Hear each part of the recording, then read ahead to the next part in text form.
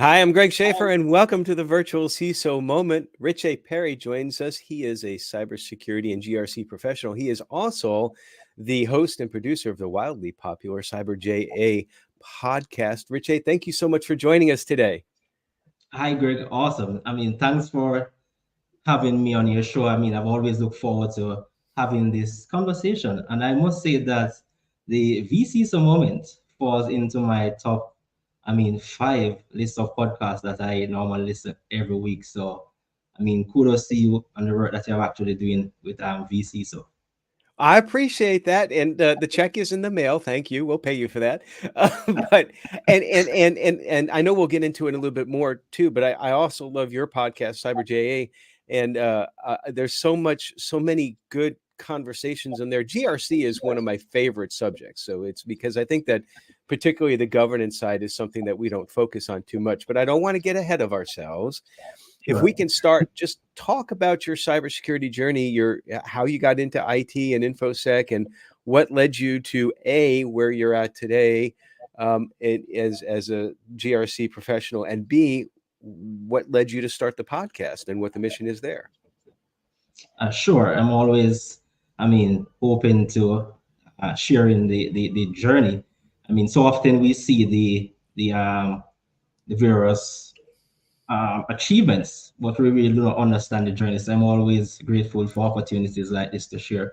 So if I should actually go back to the very genesis, and when I say genesis, as it relates to my career, I believe, this started with, when I look back, with a friend when I was much younger, who was actually an artist, and he did pottery, canvas painting, all of these things, and he normally would give me a little bit of paint and other stuff to play around with in terms of trying to occupy my time. And this, I believe, fueled my love for tinkering with various things. Which actually move on to, for example, playing around with electronic items, pulling apart various, maybe remote cars. Just about anything that I could actually get my hands on in terms of trying to find out what that curiosity, how this thing actually works. How does a radio, for example, back in the day actually produces sound and all of these things. So that actually fueled me to moving on further. Just to fast forward, um, when I actually was in high school, I majored in the technical areas. I was always individual who was always hands-on. I like the technical areas to be around. So I actually went into that era as it relates to my school journey because I had a love for, I mean, architecture, building, being outdoors, not constantly sitting behind a desk. I never saw myself as someone, sitting beside a desk. So I strongly believe that, I'm a person of faith that God actually um, had different plans for me in terms of the career path that I would choose. Prior to graduating from high school, I sent applications back then to the universities and colleges that were in my particular zone or region at the time to continue my studies. And it so happened that I sent out the applications to a university that dealt with architecture, one university that actually specialized in computing. And as far as I was concerned, I was fixed on architecture. I was expecting that the college rather would actually respond that actually specialize in IT. And I say, let me just jump on this thing to see what it's all about, because the university that's actually dealt with architecture was taking too long to respond. So I started my journey into management information system. It was the first program was actually being started. I was in the first batch at that particular point in time. And for some reason, I started loving it, enjoying working with the computers, the systems, networks, all of these things actually coming together. And over a period of time, I was somewhat, what they would say, very nosy, very inquisitive. I normally would you see the network administrators or the what they would say the lab technicians back then during the university. And I was always prying over their shoulders. What is it that these guys are doing? These things seem so cool. They were typing in codes, and I said to myself, this is what I want to do.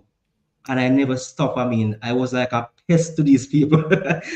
So, So God almost like opened this up for you by delaying the responses for the architecture school, and here you are. I mean, you just you ended up going through the I there's never anything, there's no such thing as coincidence is what I was going to get at. Anyway, go on.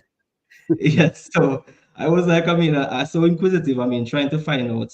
And the thing is that the Management Information System program had a number of courses, networking, computer repairs, all of these things. And I was able to apply the theory to the practical based on my curiosity in terms of building relationships with these tech guys, to learn from them, to see the things that they were actually doing. And all of this alignment actually makes sense. So I was saying to say that if you stay in the barbershop long enough, then you will eventually get an haircut. So I need that one. eventually, yes, well, that eventually led to my first job. Can I tell you, my first job was straight out of college, right back into the same university, same college that I was actually doing my studies, based on the fact that I was always helping, always asking questions, what can I do? How can I help? Without even thinking about being paid for it. I gave up so much time to learn, to invest, without ever asking for compensation. And once I completed my studies, there was an opportunity. I applied directly. Bypass all the various red tapes, you name it, because of my relationship at the university. The um, principal at the time in charge gave me the interview just immediately before actually graduating and say, the job is yours. And that's where my journey started in terms of becoming a computer lab technician. And during that period of time, I was able to do my A plus in terms of building the core foundation. That is where I actually was able to develop my skills of understanding how it is that computers operate, how it is that networks operate, how it is that they were able to provide the services that were required. And I built and used those skill sets along the way, which actually elevated me to moving into network administration, which was my next job role. So I was able to use all of those skills. Moving into my CCNA with that passion, I was very passionate. I had a drive for what I do in terms of networking. Switches, firewalls, routers, you name it. I spent hours in those labs looking at those blinking lights and connecting cables, going on roofs. Working with Wi-Fi's, and being within an educational environment also exposed me to work with audio visuals, working with students, working with databases. So I was almost everywhere. I mean, Isn't that amazing? Just the you work for a university, just it's its own little city. It's like you have the yes, ability to be, because the ability to be exposed to so many things, because you and I have shared a similar career path. My first full-time position in IT was in networking at a university right after I graduated. So I'm totally with you on that. And yes, and you get exposed to so many different departments, but also people and students in particular. They can be a little demanding sometimes. can I tell you? So exactly. So all of that actually prepared me for more senior roles.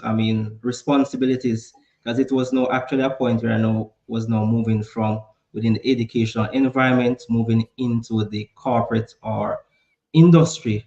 Within the private sector industry. To be specific, within a petroleum, a gas environment. So you're now working more advanced, IoT systems, all of these. So I was pretty much thrown out in the deep at the point in time to be required to be responsible for all of these network systems. I was actually doing system administration plus being a system analyst plus being a help desk support, Hmm. being a computer technician. So all of these previous skills actually helped me to be at a point to deliver various, services to the various organizations, and that eventually, I mean, uh, pivoted or actually provided me with the skill set required to now be where I am at in terms of cybersecurity, and particularly focusing on GRC, helping organizations. That's where my passion is in terms of risk management, helping organizations to minimize, mitigate, develop programs to help them to operate, I would say, more securely in light of all the various threats that exist within cyberspace. Well, I'm going to pivot a little bit from my normal script, and I'm going to ask you a question about your journey. You talked so much about the foundation of what you're doing in IT, in particular networking. How important would you say is that to someone to have that IT foundation before making a jump into cybersecurity? I would say it's absolutely, absolutely important, super, super important. I mean, it's almost like understanding the OSI model.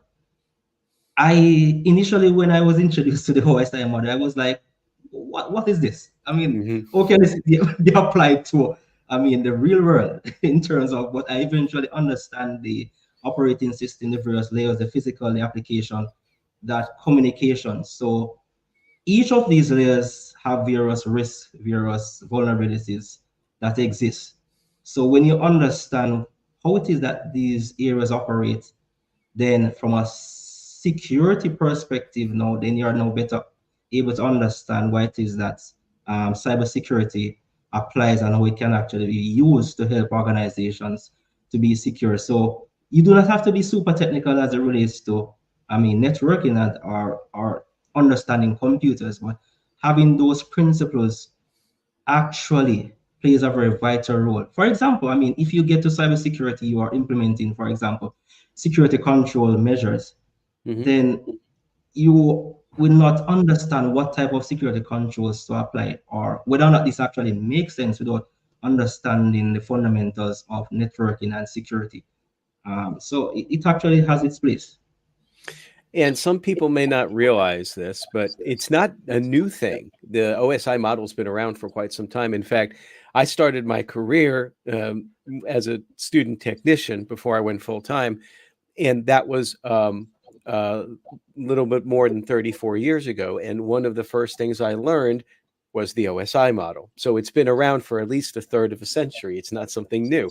But I totally agree with you. You need to have that foundation there. And really, when you're working in networking in particular, not just learning it in a book and actually doing it, you really understand it more to be able to secure. And the only reason why I brought that up is because there's so much of a debate about, well, at entry level cybersecurity jobs. I'm kind of the impression that there isn't really such a thing, because it's not like that there's an entry level jet airline pilot. You have to have Exactly. some, history behind it. So, well, one of the reasons why I know you and I had talked beforehand about getting together, I usually ask at this point in time what a significant threat to small and mid-sized businesses is, but we wanted to talk specifically about something that's very important out there, and that's artificial intelligence, generative AI. So my question to you to start off the conversation is, what do you feel are some of the specific risks that generative AI brings to small and mid-sized businesses today? Well, there are no more risks when you think about. Well, first of all, let me say that AI is wonderful. It's awesome. I Mhm. mean, just like with every good thing that you have, there's always, I mean, those, I mean, bad or negative elements that we have to deal with. But as it relates to the risk, I think the AI actually brings, I would say, a far more exposure. Exposes more information about what can be used against an organization or a company to make them vulnerable. I think that's one of the biggest things about AI And as relates it's to organizations. it's almost like the exposure is almost could be very much unintentional, where it's like you go out and you do a search and you put some information, say in Chat GPT, but if you're not educated on its use, you don't realize that that's actually not a one and done. That information can actually sit in the LLM and then be used for other folks. And I think that's what about what you were getting at. Exactly. I mean, I was actually referencing a case. I think it was recently a vulnerability that was discovered in Chat GPT as it relates to um, typing in certain commands in terms of querying about certain I think it was about the code, sorry, the secret or code, something to that effect, that you could actually ask GPT and it would be able to provide the secrets to actually log into various, I mean, Facebook accounts, and that was quite alarming. So those are some of the challenges that actually exist as it relates to AI. Secondly, the rapid pace at which the attacks are able to be, developed against organizations. So gone are the days when you had to sit back and to think about code. How can I develop? How can I write the various emails for, carrying out the various phishing attacks? But in a split of a second, you can actually develop code just like that. Get information, reconnaissance, the OSINT research is at the fingertip at a very rapid pace. And this, I believe, actually puts small businesses at a disadvantage in terms of actually keeping up to implement various control measures to mitigate and to defend against these attacks in comparison to various, larger, more, Fortune 500 organizations who are also even finding it difficult. So I think those are two areas that are very significant. I think you pointed out something very important there, and that is the speed at which this has happened. And when you're talking about social engineering attacks, it is the speed that the criminals are depending upon. They want to start pounding you with things that to not give you time to think. And I would Exactly. agree with you that the generative AI, particularly ChatGPT, and generating, for example, like phishing emails and all that, but also getting information and really creating a more perfect environment in a like you can use the generative AI to come up with effective responses in almost real time. And if you start to combine that now with deep fakes, now suddenly you have deep fakes that are actually being fed information by generative AI. I mean, that's going to be something for all businesses to have an issue trying to fight against. So what do you think businesses can do, particularly small and mid-sized businesses? What's the best thing that they can do to counter this emerging and growing threat? Well, as it relates to a deepfake, are you referring to deepfake in particular or AI generally? AI in general. I mean, but deep faking is part of that, because deep faking, like the example I was thinking about was a few weeks ago, where the 25 million was sent by one person in a 6-person video call, but the other 5 people weren't really who they looked like that they were. So they were responding with information that could have been generated by generative AI, and they were looking and sounding like the people because of deep fakes. So that's that combination together. Okay, So, sure, so great. I guess both generative AI and deep fakes. I'd love to hear your opinion on how small businesses can counter both. Okay, sure, great. Well, first of all, I must say that there are no fixed controls, and I would not, if I was actually operating a small business to say, I would not go for frameworks, I would not go for controls. What I would go for as it relates to dealing with these risks is deep research and awareness. Once you understand what are the possibilities of generative AI or deepfake, then you're better able. Because one of the things I recognize at times is that people try to apply bandages and apply, you name it, to solutions without actually getting to the core of the problem. Understand what it is that you're dealing with. And the more aware you are of what it is that you're dealing with, its potential, its capacity, what it is that this thing can actually do to organizations in from a negative perspective, you're not able to say, all right, can I apply a control? Can I apply a particular strategy? Can I develop a particular program? What approach can I use? So this is an holistic approach. It has to be a layered approach. It has to be a combination of strategies, a combination of tools, a combination of people with the right skill set, a combination of people with the right vision in terms of not just seeing AI as something that is bad to the organization, but seeing how it is that we can actually use it effectively to drive the business productively in light of the risk that exists. So there is no one cure, one fit, or one silver bullet to this issue or the risk that exists. But it's the approach that is taken. It has to be a layered approach um, to deal with the risk associated. So being aware, the more you know, then the better you are able to develop the best defense mechanism for resiliency, continuity of your business as an organization. That would be my approach. And fortunately, a lot of the standards organizations are realizing that effective governance of the process is a way to approach that. I'm thinking specifically right now of, I hope I get the number right, ISO 42001. I think it is. Yes, that's it. That's That's the it. that's the governance for AI. Okay, so notice how well I segued into talking about governance and GRC, and that was intentional.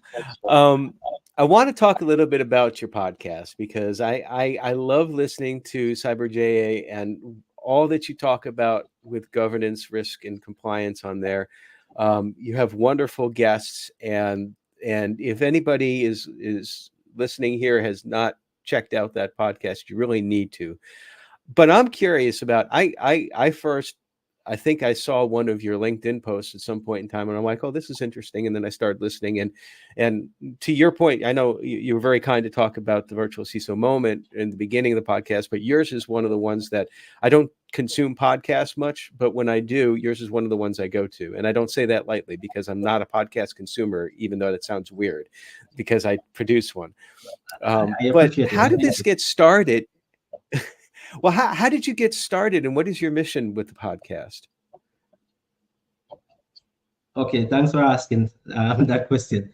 Okay, so it so happened that during the COVID time, I mean, being at home, I was actually very active. Well, I started becoming very active on LinkedIn and starting to doing all these various, I mean, certification in terms of being on Cyber, all of these platforms that were actually offering training and practice labs. I was just taking these, building my knowledge. So acquiring this skill set, and I was now sharing resources from a level. I was actually being on LinkedIn. I mean, sharing, giving informations. A number of people started to reach out to me because people started to see me as a subject matter expert. I mean, which I found very funny or ridiculous in my sense that, I mean, I really did not know much about GRC or cybersecurity, but people started to ask me questions. I started to have one-to-one sessions with people, and I was saying that let me find a way to actually share this information on a wider scale to help people instead of having just one-to-one conversations. So it was as a result of having those one-to-one mentorship, I mean, that actually started with the journey of CyberJA. I wanted to find a medium whereby I could actually share the stories of people' journey into cybersecurity, particularly their challenges and how it is that they were able to overcome, so that this could be a central repository of mentorship for those who are coming up into cybersecurity and wanted to excel in cybersecurity. So that's the drive behind developing CyberJA. And that's a good point too, and that's one of the reasons why I do this as well, and why I've put out some other videos on YouTube. In that, like you, I started to get a lot of questions one-on-one. It's like, hey, you got 15 minutes or a half hour to talk about A, B, and C, and it's like, I would love to, but and I have ended up creating a couple of videos. Like one question that I always get is, how do you get into cybersecurity consulting? Well, for anybody who's interested in that and the nuances behind it, I've got a video on YouTube, an hour and 40 minutes long, where I basically brain dump a lot of the things that I've learned. So I appreciate the fact that you're giving back to the community in that way, and that's truly a mission of service there. There is no other reason except to help get the word out. So, but I have to ask you one Exactly. other question though. It's the name of the podcast, CyberJA. What does that mean? Sure. Thanks for asking as well. So cybersecurity and JA represents my home country, which is Jamaica. So Oh, okay. cybersecurity, cyber You JA. know, and that should have been obvious, but it's like I'm trying to think about, well, does it mean cyber journey awesome, or it's like I mean, all this time, simply and I because I wasn't, mean, yeah. well, and I wasn't just thinking about it here on the podcast here. I've wondered about that since, and you've probably have talked about it, and I just missed it, and it was so obvious. It's like, okay, well. now I know. So, and now everybody else knows too. So, well, everything in and I love the fact that you're sharing, and it does help folks because a lot of times when you're trying to learn, you're trying to get into cyber, or you're trying to advance your career, you're trying to learn a new skill set, and you're also trying to do your job, it can get be very much overwhelming and stressful. You try to do too much at once, and we don't have the time. And mental health in our field is a significant problem. I always encourage folks that they need to take a time there for themselves to get away and just decompress and refresh themselves. What's one of the things that you do to do that? Well, sure. There are a number of things. I mean, if you look behind me, there's a little guitar there. Let's play together. So that's one of my spare time things to actually unwind. And also very important is the fact that I enjoy waking up very early in the mornings. I mean, talking about 4 o'clock, a bit maybe 4 a.m., 4:10, and by 4:30 I'm actually on the road in the cool early hours of the morning running. I will just keep just running. That's when I get to unwind. That's when I think the most. That's when I get all my inspirations and my ideas. And as soon as I get back, I begin to make notes. That's when I communicate. I mean, I'm a God-centered person. That's when I do a lot of meditation. So I run and I appreciate nature. I forget about technology. Think about people, family, God, relationship, all of these things. So I enjoy running, enjoy going to the gym. That's what I do. I mean, to and unwind the and challenges. and the early morning, because I'm an early morning riser as well. I'm like I was up at 4:45 this morning, so a little bit later than you. But then again, my 4:45 was about 2 in the afternoon for you. So, Exactly, but exactly. but yeah, you go out, and I don't do as much running anymore because I've abused my body for 40 years running. It's like I'm slow now, but I definitely enjoy that. And you're right. It's like you're in your element. You're in communion with God at that point in time, and very little distractions from technology. And really, it does fuel you for the day. So I think that's an excellent piece of advice. Although I do have to admit, though, if specifically with running, I prefer to do my running actually in the middle to later of the day, and even I think I'd mentioned to you beforehand that I was stationed in the UAE 30 plus years ago when I was in the Air Force, and I would run then, but it was like I would run like in the afternoon, even though it was hot and sunny. Here in Tennessee, it's like it's not. We have a saying. It's like it's not the heat, it's the humidity. In the UAE, you have pretty low humidity for the most part. Exactly. So Sure, I sure. actually, it could be 100 degrees Fahrenheit, and don't ask me what that is in Celsius. I have no idea. 37 something, I think. But I just always enjoy being out to run. I think for me, it's a break in the day, a reset. So, but I'm getting ahead of myself again, and I promised myself I wouldn't get off on too many tangents. So let me ask you about your future plans. What things do you have going on in the future that you're planning for? Well, definitely developing my um, programs, my courses, in terms of actually creating a collection of courses that actually helps cybersecurity professionals. And one of the things is that I use my experiences. I mean, all of the courses that I mean, one of my main focus right now is on content development, using my experience, capturing all of those years of experience, listening to the audience, what it is that they're asking for. Mm-hmm. I mean, going outside of the traditional route and to package those skill set and alignment to help people. So that's one of my main focus. I mean, going forward into the future. I mean, as it relates from a business perspective, to become an entrepreneur, to actually starting to own my own skill, my own brand. That's my main focus. And of course, to grow CyberJA to help more people. So for them to see this as the ideal, if I mean, no doubt, possibly the number one repository for cybersecurity mentorship and growth in their cybersecurity journey. I love your story. I love your mission. And I love the fact that we finally got a chance to get our schedules worked out and we're able to talk, even with a little bit of technical problems in the beginning that we worked through. So, Richea, it was Sure. so wonderful talking with you. The podcast is, if you haven't seen it again, it's CyberJA, which is Jamaica.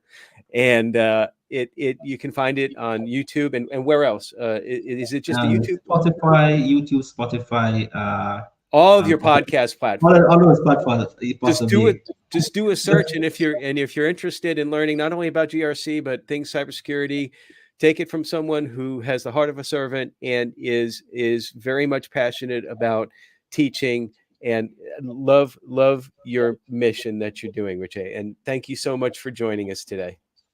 Likewise, Greg, it was indeed a pleasure. I mean, thanks for having me. Thanks for the exposure as well. And you too continue to do the awesome work that you're doing in terms of providing this level of information to the cybersecurity communities, in particular SMBs. I appreciate that, brother. And everybody, stay secure.